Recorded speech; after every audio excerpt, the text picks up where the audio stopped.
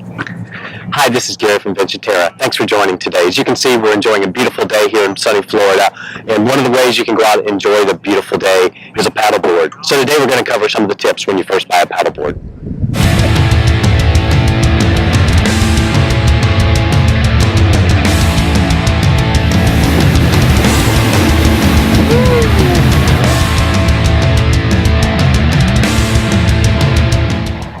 So when you're out first considering a paddleboard, you'll want to think about how you're going to use it. That's really going to be a big determinant of which paddleboard you're going to buy. There are a lot of different places you can use it. You can use it on pretty flat water like we have here today. The conditions are very calm. You may be using it on a lake or a river, which may be very similar. Or you could be using it out in a little bit more choppier water, whether it be in an ocean, bay, or whatever the case may be in salt water. Where I started out, just to kind of get an introduction, is I started out with an inflatable paddleboard. What an inflatable paddleboard enabled me was, one, just to be accustomed to how the paddleboard works, to see how it feels on the water, to see how well I would enjoy it. And the other really big benefit of an inflatable paddleboard is the portability. You can put it in a sedan, it's easily folded up. You can store it in any small space, whether it be an apartment or if you just don't have a garage or a place to store it.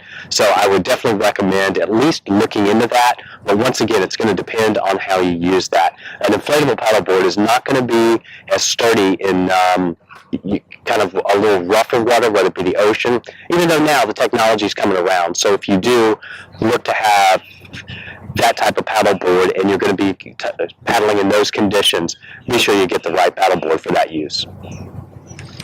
I've been able to use my hybrid paddleboard in a lot of different situations. I've gone out in the bay, I've been in the Gulf, I've been in the Atlantic Ocean, and paddle surfing.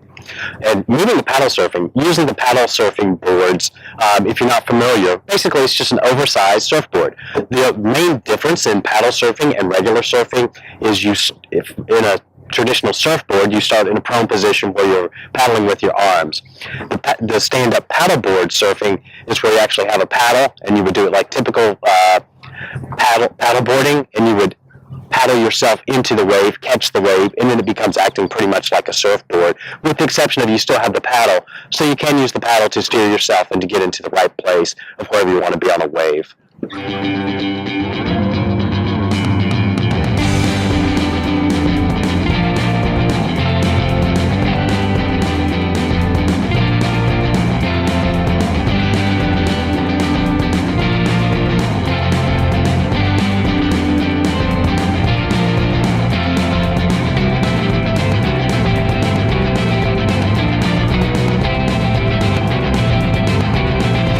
I spoke to you a little bit about the hybrid or the surf paddleboard. Another style of paddleboard is this here. It's a touring board, or sometimes they may be called a downwind paddleboard, and really it's going to vary upon the length of the paddleboard. This particular board is 12.5 feet long and 32 inches wide, so it's a little smaller than the other paddleboard that we talked about earlier. Some of the benefits of a paddleboard like this is it will move a lot smoother through the water. The water will cut with the front. You can see the front's a little different, and also the underneath shaping is going to be a little different, which will be a little smoother going through. However, because it is a thinner board, you do have to have a little better balance skills. So it's a little more teetery than the other one, but once again, it depends on how you're going to use the paddleboard. And, you know, if you're pretty good with a wider paddleboard, you can usually adjust fairly well to the other paddleboard.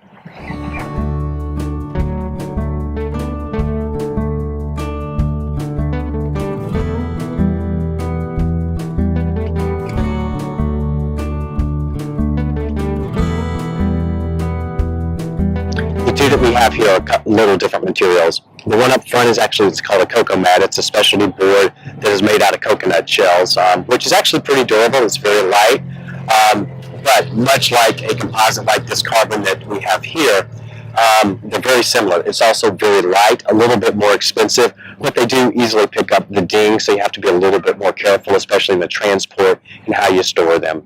But they're really great paddle boards, and then usually the higher end and the more competitive paddle boards are going to be of a carbon or fiberglass sort. All right, so earlier we've talked about the different kinds of paddle boards and the different materials that paddle boards are made of. Now we're going to move on to the accessories. Well, obviously, one of the first things you'll need is a paddle to go with paddleboard. Otherwise, you'll just have a surfboard. A lot of different styles of paddles depending on what type you're doing. And one of the things to keep in mind is you'll want to work with the person at the shop to help you with the right height, because you do want it a little taller than you are so that you can actually dig in the water to get a little leverage.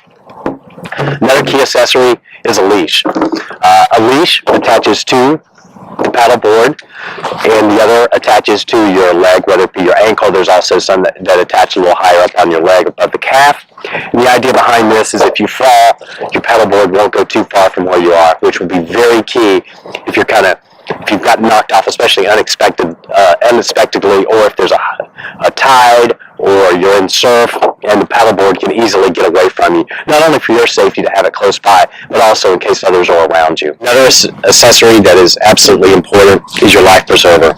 This particular life preserver is not your traditional life preserver, which may work as a vest, which are surely options to carry along, either to have them strapped to your board or to carry them on you, which is very important, especially if you're out in the Bay of Gulf. The Coast Guard will require it. This particular life preserver actually goes around your waist and attaches, and there's a mechanism inside of it that works very much like an airplane life preserver. There's a CO2 cartridge. You pull the release, and if you're in the water and you need to use it, you can just release that and then put it over you, and it will keep you safe. Thanks for joining today, and I hope you picked up some good tips on buying a stand-up paddleboard. Please be sure and check us out at www.ventureterra.com, where you can pick up apparel like we're wearing. You can see other blogs, videos, and also links to other social media.